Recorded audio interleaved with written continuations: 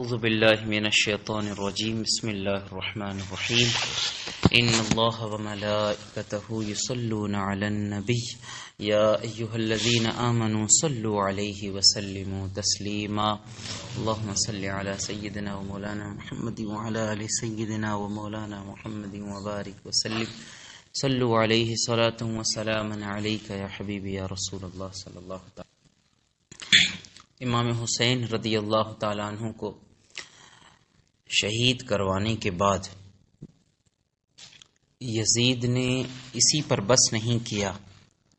بہت سے لوگ جو یہ کہتے ہوئے نظر آتے ہیں کہ امام حسین رضی اللہ تعالیٰ عنہ کو شہید کرنے میں یزید کا ہاتھ نہیں تھا، وہ عبید اللہ ابن زیاد نے اپنی طرف سے کام کیا اور یزید اس پر راضی نہیں تھا، کیونکہ جب امام حسین رضی اللہ تعالیٰ عنہ کا سر مبارک دمشق پہنچا، جو یزید کا دارالحکومت تھا، اس کی کیپٹل تھی، گویا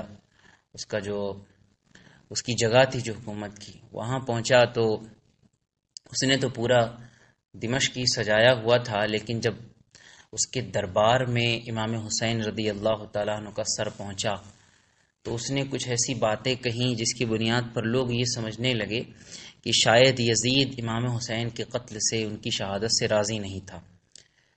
تو ہم کہتے ہیں چلو امام حسین رضی اللہ تعالیٰ عنہ کی شہادت خیر ذمہ دار وہی ہے، لیکن بقول تمہارے اگر اس کو ایک طرف بھی رکھ دیا جائے تو پھر یزید کے جو دوسرے کارنامے ہیں ان کو کس کھاتے میں رکھا جائے گا؟ کیونکہ یزید نے امام حسین رضی اللہ تعالیٰ عنہ کو شہید کرنے کے بعد 61 ہجری میں 61 ہجری میں اس نے 63 ہجری میں پھر امام حسین کو 61 ہجری میں شہید کیا، 61 ہجری میں، اور 63 ہجری میں اس نے باقاعدہ طور پر ایک لشکر تیار کیا اور وہ لشکر مدینہ طیبہ اور مکۃ المکرمہ کے اوپر چڑھائی کرنے کے لیے بھیجا. چڑھائی کرنے سے مراد یہ کہ وہاں پر جب امام حسین کی شہادت ہو گئی تو مسلمانوں میں غم و غصہ پھوٹ گیا اور کوئی بھی مسلمان جو ہے وہ یزید کی بیعت سے اب راضی نہیں تھا. تو بہت سے لوگوں نے کھلا طور پر اعلان کر دیا کہ ہم یزید کی بیعت نہیں کرتے. امام حسین رضی اللہ تعالیٰ عنہ کی شہادت سے پہلے بہت سے لوگ بس خاموشی سے کوئی مخالفت نہیں کی، خاموش تھے کہ کوئی مسلمانوں میں فتنہ نہ اٹھے، تو کسی نے کھلا خلافت نہیں کی، مخالفت نہیں کی. لیکن جب اس نے اور اس کے لشکر نے امام حسین کو شہید کر دیا تو پوری دنیا کے مسلمان ناراض ہو گئے، اور خاص طور پہ عرب کے جو مسلمان تھے وہ تو اور شدید ناراض ہوئے. اس کے نتیجے میں مکۃ المکرمہ میں حضرت عبداللہ بن زبیر رضی اللہ تعالیٰ جو صحابی رسول حضرت زبیر بن العوام رضی اللہ تعالیٰ، یہ زبیر بن العوام عشرہ مبشرہ میں سے ہیں، یعنی 10 مبارک صحابہ کرام میں سے جنہوں نے جنت کی خوشخبری دنیا میں حاصل کی. اور ایک دوسری خاص بات یہ ہے کہ ان کی والدہ جو تھیں عبداللہ بن زبیر رضی اللہ تعالیٰ عنہ کی، ان کی والدہ حضرت ابوبکر صدیق رضی اللہ تعالیٰ عنہ کی بیٹی حضرت اسماء رضی اللہ تعالیٰ عنہا تھیں، یعنی حضرت عائشہ ان کی خالہ لگتی تھی، کیونکہ ان کی والدہ حضرت ابوبکر صدیق کی سگی بیٹی تھی. کئی اعتبار سے اور ایک عجیب بات یہ تھی کہ حضرت عبداللہ بن زبیر رضی اللہ تعالیٰ عنہ وہ پہلے شخص ہیں کہ جب مسلمانوں نے مکہ سے مدینہ شریف ہجرت کی تو کسی کے ہاں اولاد نہیں ہو رہی تھی، تو مکے کے لوگوں نے کہا کہ ہم لوگوں نے جادو کر دیا ہے، اب جو لوگ بھی مکہ چھوڑ کر گئے ہیں ان کی کوئی اولاد نہیں ہوگی، ان کی نسل نہیں چلے گی. تو سب سے پہلے بیٹے جو پیدا ہوئے وہ حضرت عبداللہ بن زبیر رضی اللہ تعالیٰ عنہ تھے، تو اس اعتبار سے بھی مبارک تھے. خود حضور صلی اللہ علیہ وسلم نے ان کے منہ میں کھجور چبا کے جب بچے پیدا ہوتے تھے تو یہ اصول تھا، یہ طریقہ تھا کہ وہ سب حضور کی بارگاہ میں لے کر پہنچتے تھے بچے کو، اور حضور صلی اللہ علیہ وسلم اپنا لعاب دہن جو ہے وہ بچوں کے منہ میں ڈالتے تھے. اور ایک عربی کا لفظ ہے تحنیک کرنا، تاحا نون یا کاف. تو تحنیک کا مطلب یہ ہوتا تھا کہ کھجور حضور صلی اللہ علیہ وسلم اپنے منہ میں رکھتے اور اسے ملائم فرماتے اور اس کا تھوڑا سا حصہ بچے کے منہ میں، جو بالکل نیو بورن بیبی ہوتا تھا، اس کے منہ میں رکھا جاتا تھا. یہ برکت حاصل کرنے کی نیت سے ہوتا ہے. آج بھی ایسا کیسے سادات کرام، علماء کرام، بزرگان دین یا خاندان میں جو بھی نیک ہوں ان سے ایسا کروانا چاہیے، اس کی برکت ہوتی ہے. یہ ثابت بھی ہے، حضور صلی اللہ علیہ وسلم کی سنت بھی ہے، تو اس کو بھی اپنے خیال میں رکھنا چاہیے. تو یہ حضرت عبداللہ بن زبیر عظیم صحابی رسول تھے. یہ وہی صحابی رسول تھے کہ جب امام حسین جا رہے تھے مکۃ المکرمہ کو چھوڑ کر کے کوفہ، جب آپ روانہ ہو رہے تھے امام مسلم بن عقیل کے خط آنے کے بعد کہ ہاں کوفہ میں سب ٹھیک ہے، تو امام حسین نے کوفہ چھوڑ دیا اور مکہ چھوڑ دیا. تو یہ بالکل بضد تھے کہ آپ نہ جائیں کوفہ. کوفہ کے لوگوں کو کوئی بھروسہ نہیں ہے اور کہہ رہے تھے آپ یہیں رکیں، اگر آپ کہیں اور آپ اپنی خلافت کا اعلان کریں تو میں لوگوں کو آپ کے لیے اکٹھا کر دوں گا. یہ وہی عبداللہ بن زبیر تھے. تو یہ پہلے ہی امام حسین کو منع کر رہے تھے اپنی فراست کے طور پہ، لیکن شہادت تھی امام حسین کی اور لکھی ہوئی تھی پہلے سے، ان کو جانا بھی تھا. تو اب انہوں نے جب سنا کہ امام حسین کی شہادت ہو گئی تو انہوں نے کھلم کھلا اعلان کر دیا کہ یزید کی بیعت اب نہیں ہوگی. تو مکۃ المکرمہ، مدینۃ المنورہ، یمن، عراق، یہ سب بہت بڑے بڑے علاقے تھے. اب عراق کا نام لیں تو کوفہ، بصرہ سب آ جاتے تھے اسی میں. اس کے علاوہ خراسان، یہ خراسان ایران کا علاقہ تھا، یہ بھی بہت بڑا علاقہ تھا. یہ سب جگہ کے لوگوں نے عبداللہ بن زبیر رضی اللہ تعالیٰ عنہ کے ہاتھ پر بیعت کر لی، کیونکہ یہ یزید سے کئی گنا بہتر تھے اور یزید کی خباثت بھی ظاہر ہو گئی تھی. تو اب یزید نے اپنی حکومت بڑھانے کے لیے، یہ ظاہر ہے اس کی دنیا کی لالچ ہی تھی، ورنہ وہاں بھی مسلمانوں کی حکومت، یہاں بھی تمہاری کون سی مخالفت ہے.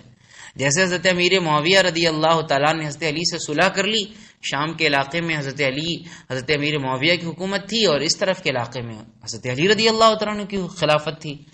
پھر امام حسن رضی اللہ عنہ سپرد کر دی. تو کوئی لڑائی جھگڑا خلافت اور حکومت کے لیے تو نہیں ہوا تھا. حضرت علی حضرت معاویہ میں جو جنگ ہوئی اس کی وجہ حکومت نہیں تھی، اس کا وجہ تو ایک مسئلہ شرعی تھا. تو کوئی بھی ایسا نہیں تھا، صحابہ کرام ایسے لالچی نہیں تھے، نہ اس طرح دنیا کے دلدادہ تھے، نہ ان کی کوئی ایسی نیت اور ارادہ تھا. یہ تو اس کی خباثت تھی، یہ دنیا کا اتنا بڑا لالچی اور جسے کہتے ہیں دنیا کے کتے کی طرح تھا. کہ دنیا کا جو لالچی ہے اس کو حدیث میں کہا گیا ہے کہ وہ کتے کی طرح ہے، کہ دنیا کے پیچھے بھاگتا ہے اور بھونکتا رہتا ہے. تو اس کو یہ تھا کہ نہیں، اب پوری حکومت میری ہی ہونی چاہیے. اپنے کیے پر بھی کچھ افسوس نہیں. اگر افسوس ہوتا تو جس نے امام حسین کو قتل کیا تھا، جتنے لوگ گئے تو ان کو سزا دیتا کہ نہیں دیتا. چلو ایک تو یہ ہمارے دین میں حکم یہ ہے کہ اگر کوئی غیر منصفانہ طور پہ قتل کیا جائے تو اس کا قتل کیا جائے، قصاص ہوتا ہے نا، جان کے بدلے میں جان. یہ بھی نہیں تھا. ہم کہتے ہیں کہ تمہارے دماغ میں کچھ اور تھا، تو کم سے کم عبید اللہ ابن زیاد جس نے یہ کام کیا تھا اس کی غلطی تھی، تو اس کو کم سے کم اس کو حکومت سے معزول کر دیتے، اس کو ڈسمس کر دیتے اس کی پوسٹ سے. کچھ نہیں کیا. بہانہ بھی یہ بنایا جا رہا تھا کہ ہم نے جو ہم یہ نہیں چاہتے تھے. تو اب اس کی حقیقت تو دوسری چیزوں سے کھل کر سامنے آ رہی کہ وہ تھا کیسا اصل میں. تو پھر اسی نے اسی لیے کہ مکہ مدینہ کی جو حکومت ہے اس کے بھی یعنی عبداللہ بن زبیر رضی اللہ تعالیٰ جو حاکم تھے، حاکم کہتے خادم تھے، ان کو بھی ان سب ختم کیا جائے اور صرف ہماری ہی حکومت ہو. یہ اس نے پہلی مرتبہ ایسا کیا جو بادشاہی نظام لگتا تھا. ہمارے اسلام میں تو بادشاہی نظام نہیں ہے نا، کہ بس اپنی حکومت بڑھانے کے لیے جس کو چاہو قتل کرتے رہو، ایسا نہیں ہے. تو اس نے لشکر بھیجا. یہ لوگ آئے مدینہ طیبہ کہ مسلمانوں نے مدینہ طیبہ کی حرمت کی وجہ سے، اس کی عزت کی وجہ سے کوئی جنگ نہیں کی اور ان ظالموں نے قتل و غارت گیری کی. کہا جاتا ہے کہ اس جنگ میں، یعنی جنگ کیا تھی، انہوں نے جو مدینہ شریف پر حملہ کیا، اس حملے کی وجہ سے 700 صحابہ کرام شہید ہو گئے. کتنے؟ اور صحابہ کرام اس وقت مسلمانوں کے لیے سب سے بڑی دولت تھے. آپ سمجھ رہے ہیں؟ کیونکہ اب جو دور تھا انہوں نے حضور کو تو نہیں دیکھا تھا، صحابہ کو دیکھنا ان کے لیے بہت بڑی دولت تھی اور صحابہ سراخوں پر بٹھائے جاتے تھے. آج ہم اپنے پیران اعظام کی، اپنے مرشد کی جتنی عزت کرتے ہیں اس سے 10-20 کیا 100 گنا زیادہ وہ جو مسلمان اس وقت ہوتے تھے وہ صحابہ کرام کی عزت کرتے تھے، کیونکہ وہ یہ دیکھتے تھے کہ انہوں نے حضور کی خدمت پائی ہے، حضور کی صحبت پائی، حضور کو دیکھا ہے، حضور کی سنت جانتے ہیں، آپ یہ دین جانتے ہیں ہم سے زیادہ. تو ان کے لیے سونے چاندی ہیرے سے بھی زیادہ قیمتی تھے صحابہ کرام. 700 صحابہ کرام کو ان لوگوں نے شہید کیا. اور دوسرے جو مسلمان تھے تابعین وغیرہ ان سب کو ملا کے 10,000 مسلمانوں کو شہید کیا. اور یہ اسلام کی تاریخ کا حصہ ہے کہ جب بھی مدینہ شریف پر حملہ کیا تو جو باادب مسلمان ہوتے تھے، جو عشاق رسول ہوتے تھے نا، وہ کبھی جنگ نہیں کرتے تھے، اس وجہ سے کہ مدینہ طیبہ میں ہم کوئی جنگ نہیں کریں گے. آپ دیکھو کہ جب مدینہ طیبہ میں ٹرکش جو ہے ان کی نگہبانی کرتے تھے. ہم یہ تو نہیں کہیں گے حکومت تو کسی کی نہیں مدینہ طیبہ. جب اس کے کیئر ٹیکر ترکش لوگ تھے تو جب ان نجدیوں نے، یہ محمد ابن عبد الوہاب نجدی کے پیروکار، یہ جو آج سعودی حکومت ہے، جب ان لوگوں نے حملہ کیا تھا انہوں نے کوئی مقابلہ نہیں کیا تھا، نہ تلوار اٹھائی نہ کوئی مقابلہ کیا، اور ان ظالموں نے بالکل یزیدیوں کی طرح نہتے لوگوں کو قتل کیا تھا. یہ نجدیوں نے، جیسے کہ ان یزیدیوں نے گھس کر کے اپنی طاقت دکھانے کے لیے اتنے لوگوں کو قتل کیا. یہاں تک کہ ایک خاتون آئی اور اس کے بیٹے کو گرفتار کیا تھا ان لوگوں نے. اس نے کہا کہ ہمارے بیٹے کو چھوڑ دو. تو ان ظالموں نے کیا کیا کہ اس کے بیٹے کو بلایا، بیٹے کو بلا کر کے اس کا سر اس ماں کے سامنے قلم کیا اور اس کے سر کو اس ماں کی گود میں رکھا اور کہا تو زندہ ہے، اتنی غنیمت نہیں جانتی کہ اپنے بیٹے کی زندگی مانگنے آ گئی. ماں کے سامنے بیٹے کو قتل کر دیا. اسی طریقے سے بہت سی ماؤں کی گود کو انہوں نے ویران کیا. تو ایک خاتون تھی، اس نے یہ قسم کھائی کہ اگر مجھے موقع ملا تو جو اس لشکر کا کمانڈر ہے، جو سپہ سالار ہے، جس کا نام مسلم بن عقبہ تھا، کہ میں یہ مر بھی گیا تو اس کی لاش کو جلاؤں گی، اور زندہ موقع ملا تو زندہ اس کے بدن کو جلاؤں گی. تو بہرحال انہوں نے ایک تو یہ کیا، ان کی شقاوت دیکھی، بدبختی دیکھی، انہوں نے اتنے لوگوں کو شہید کیا. اور پھر ظالموں نے ایسا برتاؤ کیا جیسے کہ مدینہ طیبہ کے لوگ مسلمان ہی نہیں ہیں. جیسے کفار سے جنگ ہوتی تھی تو اب کفار سے جنگ میں اگر فتح یابی ہوتی تھی، جو مال ہوتا تھا، جو خواتین مرد ہوتے تھے، سب ان کو غلام اور باندیا بنا لیا جاتا تھا. ان ظالموں نے اس سے بھی برا برتاؤ کیا اور مدینہ طیبہ کی خواتین کو گرفتار کر کے 3 دن تک ان سے زنا کیا، مدینہ طیبہ کی خواتین کے ساتھ. اللہ اکبر. یہاں تک کہ مدینہ طیبہ میں مسجد نبوی میں جہاں حضور صلی اللہ علیہ وسلم نماز ادا صحابہ کرام نماز ادا فرماتے تھے، اس مسجد نبوی میں ان ظالموں نے اپنے گھوڑے باندھے جیسے لگ رہا تھا وہ استبل ہے. وہاں گھوڑوں نے نجاستیں کی، یہاں تک کہ 3 دن تک مسجد نبوی میں نہ اذان ہوئی نہ نماز ہوئی. اتنی خراب حالت ان ظالموں نے کی تھی، ایسی بری حالت تھی. اس زمانے میں، جس زمانے میں 3 دن تک نماز نہیں ہوتی تھی، حضرت سعید بن المسیب رضی اللہ تعالیٰ، جو حضرت ابو ہریرہ رضی اللہ تعالیٰ کے خاص شاگرد تھے اور بہت بڑے تابعی امام ہیں. ایک قول کے مطابق تابعین میں، صحابہ کے بعد جو لوگ آتے ہیں، تابعین میں سب سے عظیم المرتبہ تابعی حضرت سعید بن المسیب کو کہا جاتا ہے. بہت بڑے تابعی تھے.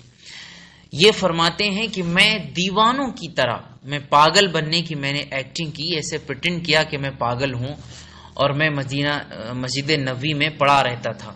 اور فرماتے کہ اذان نہیں ہوتی تھی، نماز نہیں ہوتی تھی، تو نماز کا وقت ہوتا تو مجھے پتا کیسے چلتا تھا؟ بھائی مسجد نبوی اور حضور صلی اللہ علیہ وسلم کا روضہ مبارکہ تو بالکل متصل ہے، قریب ہی میں. اور اس دور کی مسجد نبوی کی بات ہم کریں، آج کی مسجد نبوی تو بہت وسیع ہو گئی ہے نا، بہت زیادہ ایکسٹینڈ کر دی گئی. فرماتے ہیں کہ اذان تو ہوتی نہیں تھی اور میں اذان دے بھی نہیں سکتا تھا ورنہ میرا سر قلم کر دیتے یہ. تو بولے جب بھی نماز کا وقت آتا تھا تو مجھے حضور کی قبر مبارک سے اذان کی آواز آتی تھی. اس اذان کو فالو کر کے میں نماز، چاہے وہ عشاء کی اذان ہو، چاہے وہ فجر کی ہو، یا دوسرے نمازوں کا وقت ہو. تو ان ظالموں نے وہاں پر تباہی مچائی. اور اس کے بعد مکۃ المکرمہ کی طرف جب آنے لگے تو راستے میں ہی جو کمانڈر تھا اس لشکر کا وہ مر گیا. جب وہ مر گیا تو اس خاتون کو پتا چلا کہ وہ شخص مر گیا جس نے مدینہ طیبہ پر حملہ کیا تھا. تو وہ آئی اور اس نے اس کی قبر کو تلاش کیا، اور سپاہی بھی تھے اس وقت، مطلب جو مدینہ طیبہ کے کچھ لوگ تھے وہ بھی ساتھ میں تھے. تو اس نے کہا کہ اس کی قبر کو کھودو، میں اس کی لاش کو باہر نکال کر کے جلاؤں گی. تو ان لوگوں نے منع کیا کہ اب مر گیا ہے تو اب اس کو کیا. تو اس نے کہا میری قسم ہے. تو اس کی قبر کو جب کھودا گیا تو کیا دیکھا گیا، جب سر کی طرف سے مٹی اور وہ لکڑیاں ہٹائی گئیں تو دیکھا گیا کہ اللہ تعالیٰ نے اس کے اوپر عذاب دینے کے لیے ایک سانپ مقرر کیا ہوا ہے جو اس کی ناک کو پکڑے ہوئے اسے چوس رہا ہے. تو لوگوں نے کہا دیکھ یہ تو خود ہی عذاب میں مبتلا ہے. تو کہا نہیں میں تو ضرور اس کو جلاؤں گی. تو لوگوں نے پیر کی طرف سے جب مٹی اور لکڑیاں ہٹائی تو دیکھا پیر کی طرف بھی سانپ موجود ہے. لوگوں نے پھر منع کیا تو اس نے کہا نہیں میری تو قسم ہے اور اللہ جانتا ہے کہ میری قسم اسی کی رضا کے لیے ہے، کیونکہ ظالم نے اتنا برا برتاؤ کیا ہے کہ اس کے ساتھ ایسا ہی معاملہ ہونا چاہیے۔ پھر اس خاتون نے نماز ادا کی اور اس کے بعد دعا کی کہ اے اللہ تو جانتا ہے کہ میری قسم تیری رضا کے لیے اپنی ذات کے لیے نہیں ہے، تو میری مدد فرما کہ میں اپنی قسم پوری کروں۔ جب اس نے یہ دعا کی اور اس کے بعد لکڑی سے سانپوں کو ہٹایا تو سانپ دیوار میں کسی طرف غائب ہو گئے، اس کی لاش کو نکالا اور اس کی لاش کو جلایا گیا۔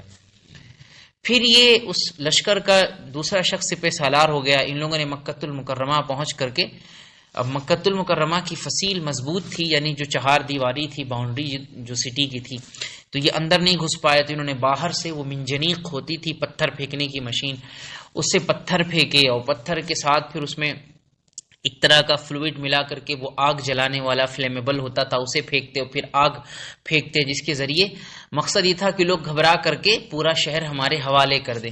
تو ان ظالموں نے جو پتھر برسائے اس سے مسجد نبوی کے ستون ٹوٹ گئے، کعبۃ المکرمہ کے اوپر پتھر آ کر گرے، یہاں تک کہ اس کی چھت گر گئی، کعبہ شریف کی جو چھت تھی، اور جو آگ کے جو گولے پھینکتے تھے اس سے بڑا نقصان ہوا۔ قریب 2 مہینے تک یہ ایسے ہی کرتے رہے۔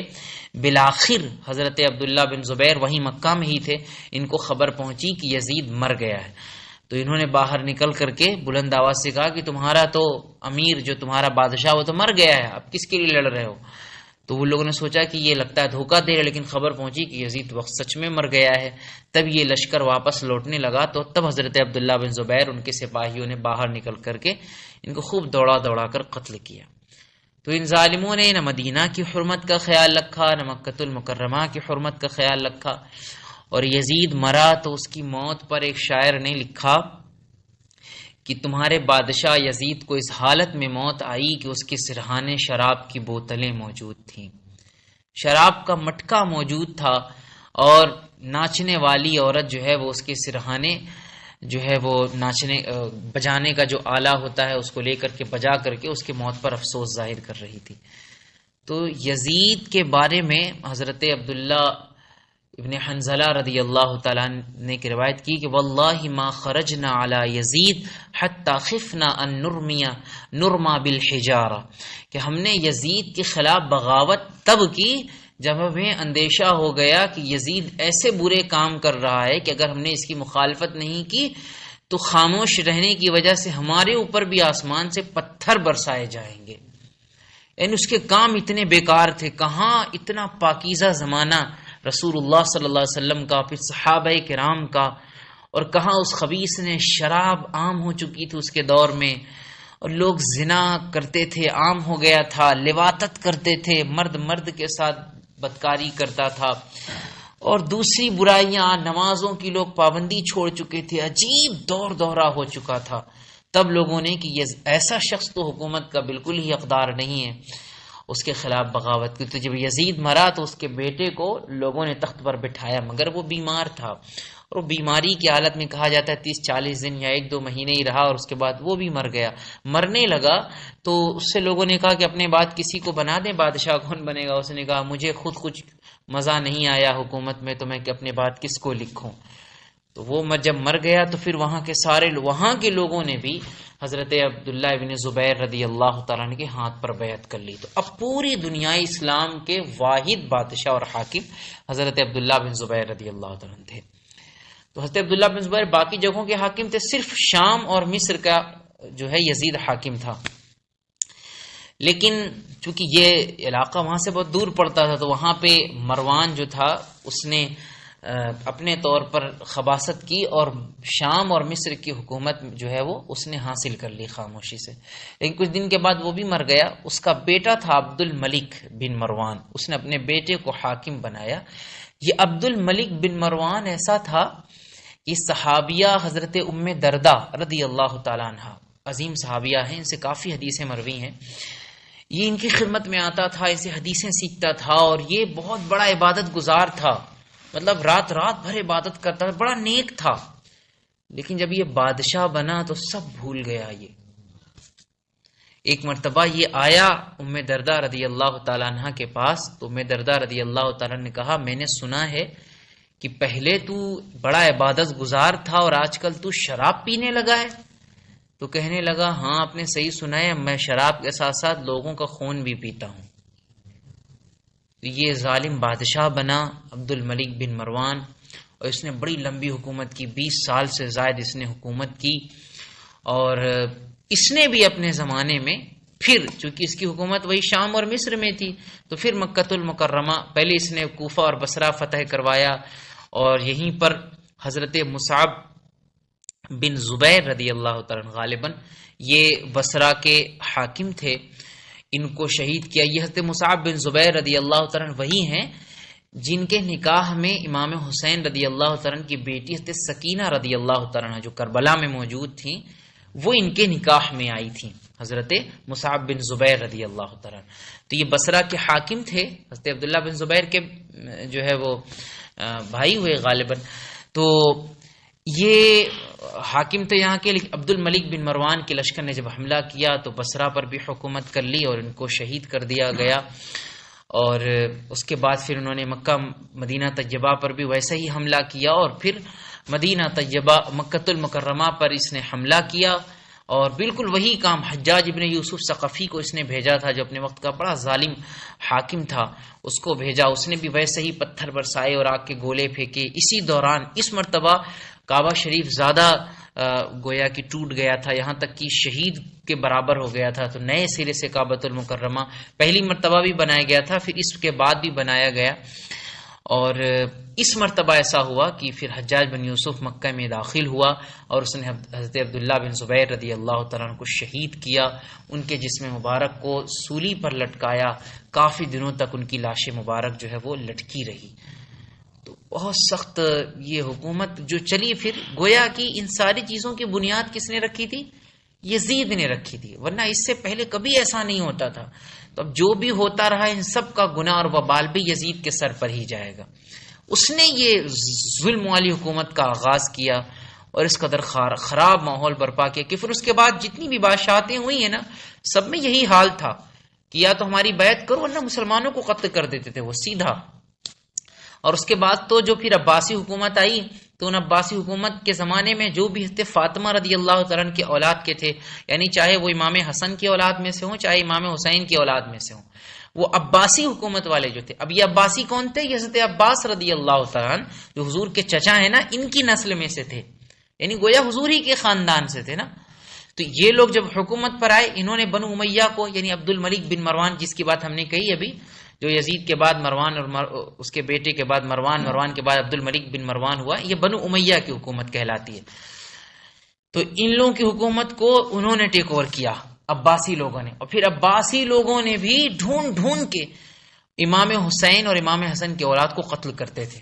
کیوں قتل کرتے تھے؟ کہ کہیں یہ لوگ جس طرح امام حسین ہمارے خلاف آ گئے تھے، کہیں یہ لوگ بھی ہمارے خلاف آ کر کے ہماری حکومت نہ لے لیں۔ تو یہ امام حسین یعنی فاطمی جو سادات ہوتے تھے ان کے بھی خلاف رہتے تھے، اور کوئی کتنا بڑا ہی امام ہو، کوئی کتنا ہی بڑا عالم ہو، سب کے خلاف رہتے تھے۔ بس ان کی اب یہی مرضی ہوا کرتی تھی کہ جو ہم کہہ دیں وہی ہو۔ یہاں تک کہ امام اعظم ابو حنیفہ رضی اللہ عنہ جو ہمارے امام ہیں، ان ظالموں نے ان کو بھی کتنے دن قید میں رکھا، کوڑے برسائے، اسی کی وجہ سے حضرت بعد میں انتقال کر گئے، یعنی جو جیل میں ان کو تکلیفیں دی گئیں انہی اسباب کی وجہ سے۔ تو یہ پھر ایک رول چل پڑا کہ بس جو بادشاہ ہے تو وہ اپنے آپ کو خدا کا سایہ سمجھتا تھا، اور وہ مسلمان ہو یا کچھ بھی اس سے مطلب نہیں ہوتا تھا۔ تھوڑی سی کہتے ہیں نا کہ ناراضگی ہوئی تو قتل کرو بس۔ تو وہ جو ایک خلافت نبوت ہوا کرتی تھی نا، جو رسول اللہ صلی اللہ علیہ وسلم کی نے جو طریقہ بتایا تھا، جو خلفائے راشدین نے کیا، جو حضرت ابوبکر، حضرت عمر، حضرت عثمان، حضرت علی نے کیا، پھر امام حسن نے کیا، پھر حضرت امیر معاویہ رضی اللہ تعالیٰ عنہ سے قائم رکھا، وہ سب ختم ہو گیا۔ اور ان ظالموں نے حکومت، بادشاہت، مطلب شاید ایسی حکومت و بادشاہت غیر مسلم بھی کیا کرتے ہوں گے جو ان ظالموں نے کیا، کہ اپنے لیے سب کچھ حلال کر رکھا تھا، شراب نوشی، ناچ گانا، اور کیا کیا نہیں کرتے تھے یہ سب اللہ کی پناہ۔ اس سب کی بنیاد اور رسم چلی یزید کے زمانے سے، اور وہ ظالم ان تمام چیزوں کا سب سے بڑا ذمہ دار ٹھہرا۔ اللہ سبحانہ و تعالی ہم سب کو، تمام مسلمان عالم کی خیر فرمائے۔ استغفر اللہ ربی من کل ذنب و اتوب الیہ۔ والسلام علیکم ورحمۃ اللہ وبرکاتہ۔